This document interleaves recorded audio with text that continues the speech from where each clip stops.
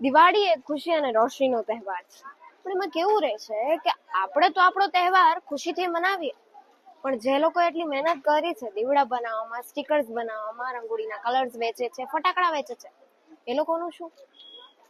આપણે અત્યારે લેતા જ નથી એ લોકો પાસે, બધું ઓનલાઈન કરીએ છીએ. શું કામ?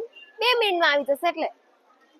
પણ એવું ન કરવું જોઈએ. આપણે લોકલ વેન્ડર્સ, આર્ટિસ્ટ, એ લોકો પાસેથી લેવું જોઈએ. એ લોકો દિવસ રાત આપણા માટે ઊભા રહે છે કે લ્યો, પણ ના, આપણે ઓનલાઈનમાં વધારે પ્રાયોરિટાઇઝ કરીએ છીએ. એવું નથી કહેતી કે ઓનલાઈન ના કરો, ઓનલાઈન શોપિંગ ના કરો, પણ આ લોકો પાસેથી લો. આ દિવાળી બનાવો વધારે ખાસ. આપણા ઘર સુધી જ રોશની સીમિત નહીં, આપણા લોકલ બજાર સુધી પણ.